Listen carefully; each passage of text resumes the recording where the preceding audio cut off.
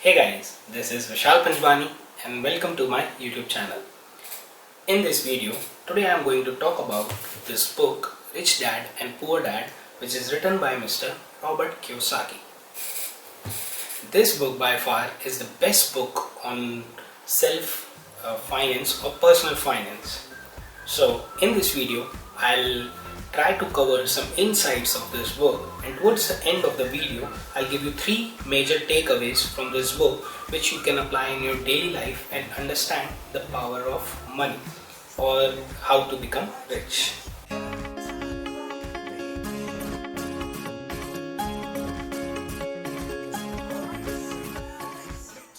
In this book, Mr. Robert Kiyosaki states that he has 2 fathers.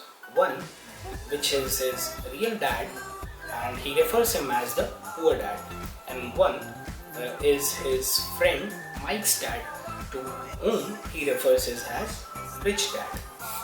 They both are very successful in their careers, and his poor dad is highly educated and done his PhD and is a university professor, but he struggles financially.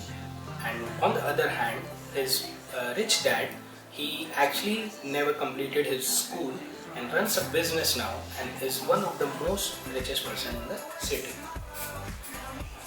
They both seems to have a very different mindset about money. His poor dad always focuses or tells him to focus him on the school, get good grades, have a secure job. Rich dad always tells him to understand how the money works or to learn the power of money. So at the age of 9, Mr. Robert Kiyosaki and his friend Mike decided to go to their rich father and learn the power of money or understand how money works. So the rich dad decided to give them some lessons or teach them some lessons, which we are going to talk about this in this video. The first and most important lesson which we get this from book is never work for money, right? In this book, Mr. Robert Kiyosaki tells that poor people, they work for money. They trade their time in their job and they get a salary. So they invest their time and in return they get money. And what rich people do on the other hand, they invest money in such a way that money brings them more money. So what he tells in this book is to learn or to master the art of making money from money, making more money from money. The second lesson which we get from this book is the difference between an asset and liability, understanding what an asset is and what a liability is.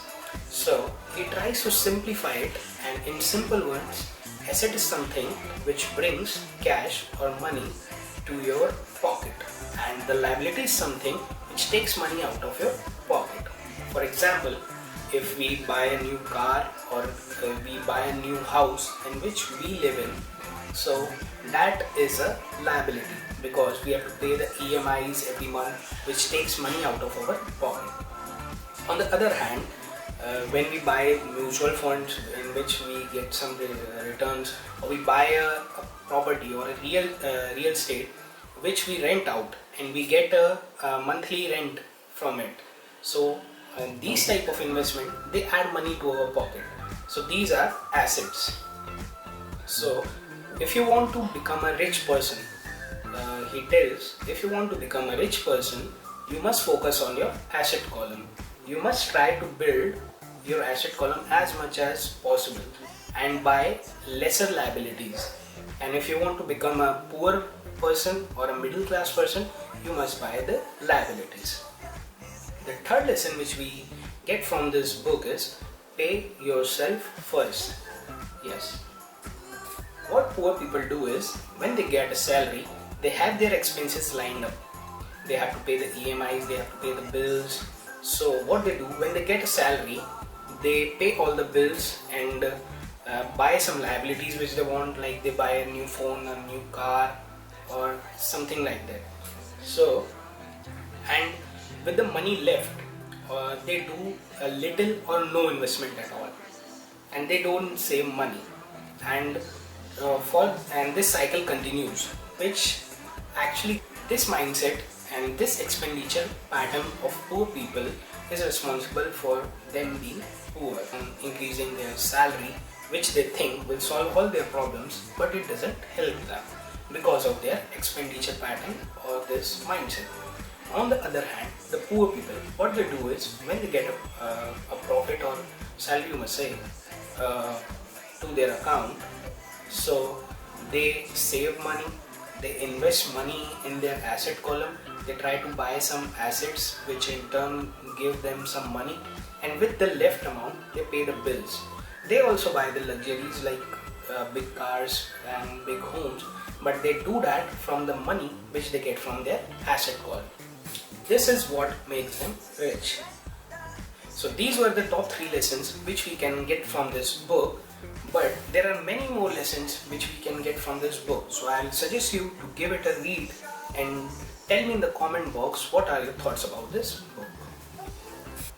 Until next time, this is Vishal Panjwani signing off.